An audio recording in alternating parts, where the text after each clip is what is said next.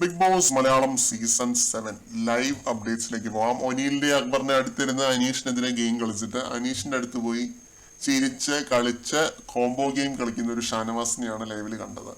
സംഭവം കഴിഞ്ഞ സീസണിലെ വിന്നർ കളിച്ച പോലത്തെ വേറെ ലെവൽ ഒരു മാനിപ്പുലേഷൻ ഒക്കെ അടങ്ങിയ ഒരു ഓഡിയൻസ് ഗെയിമാണ് ഷാനവാസ് കളിച്ചു വരുന്നത് കേട്ടോ. സമ്മതിച്ചു കൊടുത്തേ പറ്റത്തുള്ളൂ. പക്ഷെ എല്ലാം പ്രേക്ഷകർ കണ്ട ഓരോ ടോപ്പിക് വൈസ് ആയിട്ട് വിലയിരുത്തിക്കൊണ്ടിരിക്കുകയാണ് എന്നുള്ള ഒരു വലിയ സത്യം ഷാനവാസ് മനസ്സിലാക്കുന്നില്ല.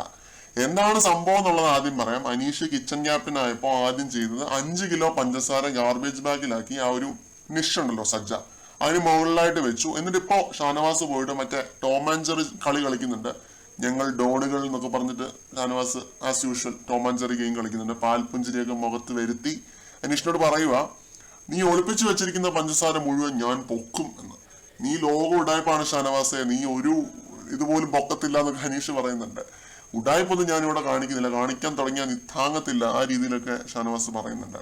അനീഷ് ഒളിപ്പിച്ച് വെച്ചിട്ടുണ്ടെങ്കിൽ അതിൽ എല്ലാവരുടെയും നല്ലതിനായിട്ടാണ് കേട്ടോ. എല്ലാവരുടെയും അവിടെയുള്ള 15-16 പേരുടെ നല്ലതിനായിട്ടാണ് അനീഷ് ചെയ്തത്.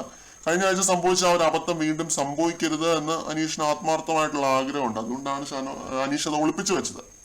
അപ്പോ അത് മാറ്റി വെച്ചിരിക്കുന്നത് അതിനായിട്ടാണ്. അവിടെ വന്ന് എന്നിട്ട് മറ്റേ ഗെയിം കളിക്കുന്നതിനോട് യോജിപ്പില്ല. ഞാൻ പറയട്ടെ, ഒന്നെങ്കിലും മര്യാദയ്ക്ക് കോംബോ ഗെയിം കളിച്ചു പോകണം. അതിലൊരു ആത്മാർത്ഥത കാണിക്കണം. കാരണം ഇങ്ങനെ കോംബോ പിടിക്കുമ്പോൾ അതിൽ പ്രേക്ഷകർ ഏറ്റവും അധികം നോക്കുന്നത് ലോയൽറ്റിയാണ്.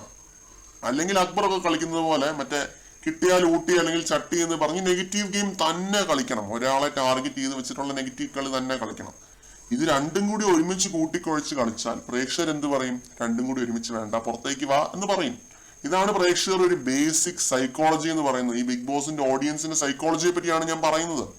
ഞാൻ അത്ര വലിയ നിഷ്പക്ഷനൊന്നും അല്ല, ഞാൻ അങ്ങനെ അവകാശപ്പെട്ടിട്ടുമില്ല. ഏതൊരു സാധാരണ പ്രേക്ഷകനും തോന്നുന്ന കാര്യങ്ങൾ ആ രീതിയിലാണ് ഞാൻ അവതരിപ്പിക്കുന്നത്.